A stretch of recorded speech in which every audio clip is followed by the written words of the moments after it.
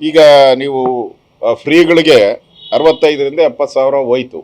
ಇನ್ನು 10,000 ಕೋಟಿ ಇಟ್ಕೊಂಡು ಬಡ್ಡಿ ಕಟ್ಟ ಯಾವ ಎಲ್ಲಿ ಬಡ್ಡಿ ಆಗಲ್ಲ. ನೀವು ನಿಮ್ಮ ಮನೆ ರಿಪೇರಿ 10,000 ಕೋಟಿ ಏನು ಉಳಿದಿದೆ? ಸಿದ್ದರಾಮಯ್ಯನ ಮನೆ ರಿಪೇರಿ, ಡಿ ಕೆ ಶಿವಕುಮಾರ್ ಮನೆ ರಿಪೇರಿ, ಗೆಸ್ಟ್ ಹೌಸ್ಗಳು ರಿಪೇರಿ, ನಿಮ್ಮದು ಮಂತ್ರಿಗಳು ರಿಪೇರಿ, ಬಳ್ಳಾರಿ ಸಾಧನಾ ಸಮಾವೇಶಕ್ಕೆ ಅದಕ್ಕೊಂದು 25 ಕೋಟಿ, ಗಾಂಧಿ ಇದು ಬೆಳಗಾವಿಯಲ್ಲಿ ಗಾಂಧಿ ಹೆಸರಲ್ಲಿ ನೀವು ಮಜಾ ಮಾಡಿದ್ರಲ್ಲ, ಅದಕ್ಕೋಸ್ಕರ ಒಂದು 25, ಜನಗಣತಿಗೋಸ್ಕರ ಒಂದು 400 ಕೋಟಿ ಮುಗಿದೋಯ್ತಲ್ಲ.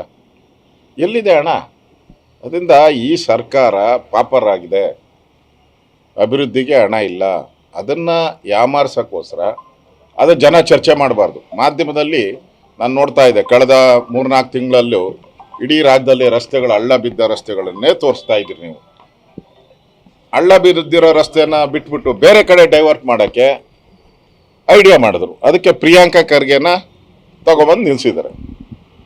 ಅವರು RSS, 7SS, 8SS ಏನೇನವೋ ಎಲ್ಲ ಹುಡುಕ್ತಾ ಇದ್ದಾರೆ ಅವರು. ಅದನ್ನು ತರೋ ಮುಖಾಂತರ ಈ ಅಭಿವೃದ್ಧಿ ವಿಚಾರ ಮೂಲೆ ಗುಂಪಾಗಬೇಕು. ಈ ಸರ್ಕಾರದ ಫೇಲೂರು ಮೂಲೆ ಗುಂಪಾಗಬೇಕು. ಜನ ಇವ್ರನ್ನ ಕಾಂಗ್ರೆಸ್ ಪಾರ್ಟಿನ ಛೀ ಅಂತ ಹೇಳ್ತಾ ಇದ್ದಾರೆ. ಅದು ಸೈಡ್ ಲೈನ್ ಆಗಬೇಕು. ಅದಕ್ಕೋಸ್ಕರ ಬಂದಿರೋದಷ್ಟೇ. ಇಲ್ಲಾಂದರೆ ನೋಡಿ, ಇವರು ತಾತ ಮುತ್ತಾತನ ಕಾಂಗ್ರೆಸ್ ಅವ್ರ ತಾತ ಮುತ್ತಾತನ ಕಾಲದಿಂದನೂ RSS ಬಗ್ಗೆ ಏನು ಮಾಡಿಲ್ಲ. ಇವಾಗ ಯಾಕೆ ಬಂತು? ಸಿದ್ದರಾಮಯ್ಯ ಕಳೆದ 5 ವರ್ಷ ಇದ್ರಲ್ಲಪ್ಪ, ಅವಾಗ RSS ಸುದ್ದಿ ಎತ್ಬೋದಾಯ್ತಲ್ಲ, ಯಾಕೆ ಎತ್ತಿಲ್ಲ?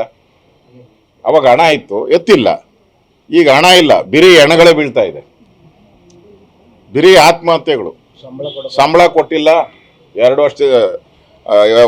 ವರ್ಷದಿಂದ ಸಂಬಳ ಕೊಟ್ಟಿಲ್ಲ. ಒಂದು ಕಡೆ 3 ತಿಂಗಳಿಂದ ಸಂಬಳ ಕೊಟ್ಟಿಲ್ಲ. ಈ ಅಂಗನವಾಡಿಯವ್ರಿಗೆ 3 ತಿಂಗಳಿಂದ ಅವ್ರಿಗೂ ಸಂಬಳ ಕೊಟ್ಟಿಲ್ಲ.